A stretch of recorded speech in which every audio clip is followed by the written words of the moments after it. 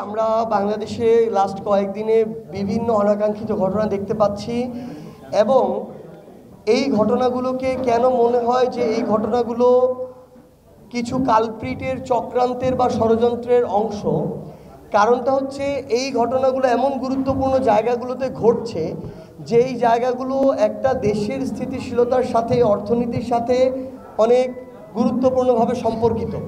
এবং এটা যখন সিরিজ আকারে প্রত্যেক দিনই একাধিক জায়গায় করা হয় এবং এমন গুরুত্বপূর্ণ জায়গায় যেই গুরুত্বপূর্ণ জায়গায় এগুলো হওয়ার কথা নয় বা পূর্বে এগুলোর ইতিহাস দেখা যায় না, আমরা মনে করি যেই ফ্যাসিস্টদের তোষামতকারীদের দোসরদেরকে অন্তর্বর্তীকালীন সরকার খুঁজে বের করে শাস্তির আওতায় আনতে পারেনি, তারা এখন বিভিন্নভাবে ওই তাদের বিভিন্ন অডিও ভিডিও কলে যুক্ত হয়ে নির্দেশনা পেয়ে এই কাজগুলো করছেন।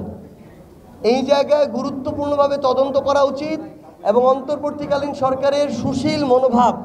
দয়াপ্রবণ মনোভাব থেকে বের হয়ে যারা অপরাধী তাদের বিরুদ্ধে ব্যবস্থা নিতে হবে। নাহলে গতকালকে এয়ারপোর্টে যে ঘটনা ঘটেছে,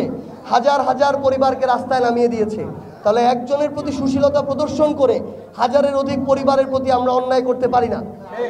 আমরা অন্তর্বর্তীকালীন সরকারকে একটু শক্ত এবং দৃঢ়ভাবে ব্যবস্থা নিতে দেখতে চাই,